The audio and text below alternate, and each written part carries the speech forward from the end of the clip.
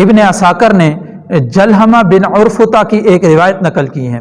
وہ فرماتے ہیں کہ ایک مرتبہ مکہ مکرمہ میں انتہائی قحط پڑ گیا، اور ایسا قحط کہ بالکل خشک سالی ہو گئی، بارش کا ایک قطرہ بھی نہیں ٹپکتا، اور بارش کے کوئی بادل بھی نہیں نمودار، اور کھیتیاں لوگوں کے خشک ہو رہی ہیں، جانور تباہ ہو رہے ہیں۔ تو اس وقت ایک شخص نے مکہ مکرمہ کے لوگوں سے کہا کہ چلو لات اور عزا کے پاس، یہ دو بتوں کے نام ہیں جو انہوں نے کعبے میں رکھے ہوئے تھے، چلو لات اور عزا کے پاس، ان کے پاس جا کر دعا مانگتے ہیں بارش کے لیے۔ تو ایک اور شخص نے کہا کہ چلو منات کے پاس بھی چلتے ہیں، ایک تیسرا بت ہے اس کا نام لے کر کہا کہ چلو منات کے پاس بھی چلتے ہیں، اس کے پاس جا کر اس سے بھی دعا مانگتے ہیں۔ تو اس وقت ایک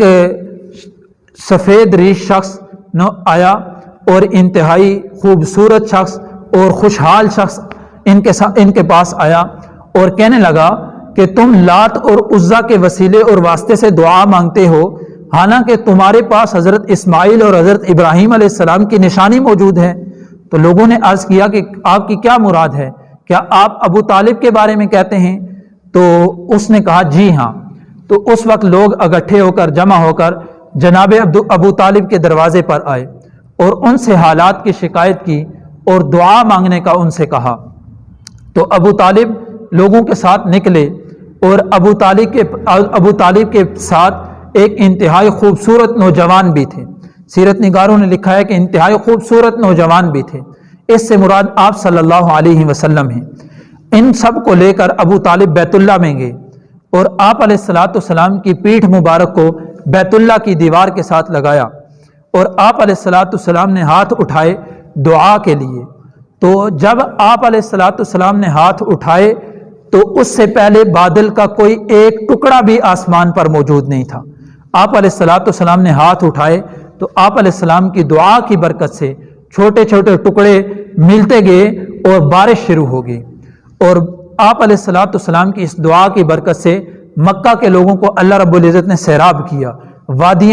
وادیوں کو سیراب کیا، اسی طرح پھل پھول اور سبزیاں اور چارہ ہر چیز اس بارش سے اگی۔ ایسا اللہ رب العزت نے آپ علیہ السلام کی دعا کی برکت سے خوشحالی فرما دی۔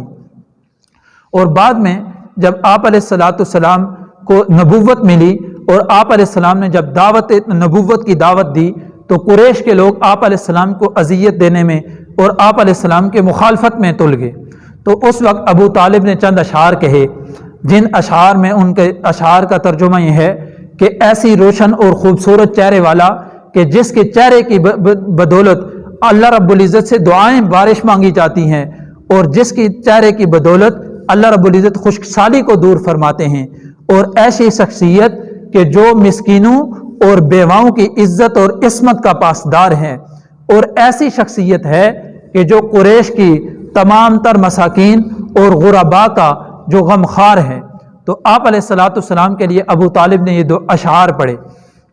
بعد میں بخاری شریف کی ایک روایت ہے کہ جب آپ علیہ السلام کو نبوت ملی، آپ علیہ السلام ہجرت کر کے مدینہ طیبہ تشریف لے گئے، تو ایک موقع پر جمعہ کے دن ایک شخص نے آپ علیہ السلام سے عرض کی، اللہ کے رسول، دیہاتی شخص تھے، انہوں نے عرض کی اللہ کے رسول، بارش نہ ہونے کی وجہ سے ہم بھی ہلاک ہو رہے ہیں، ہمارے مال مویشی بھی ہلاک ہو رہے ہیں۔ تو اللہ کے نبی صلی اللہ علیہ وسلم نے دعا کے لیے ہاتھ اٹھائے، اور اللہ رب العزت کی اللہ کے نبی کی دعا کے لیے ہاتھ اٹھانے تھے کہ اللہ رب العزت نے بارش اتار دی۔ حتیٰ کہ سیرت نگاروں نے لکھا ہے کہ اللہ رب العزت نے ایسی بارش اتاری کہ آپ علیہ السلام دعا مانگ رہے ہیں، آپ علیہ السلام کے داڑھی کے مبارک بالوں کو تر کرتی ہوئی وہ بارش نیچے اترتی ہے، ایسی اللہ رب العزت نے عطا فرمائی۔ اور جب وہ بارش ہوئی، ایک ہفتہ لگاتار یہ بارش ہوتی رہی، اور پھر اگلے جمعے کو ایک ہفتہ بعد پھر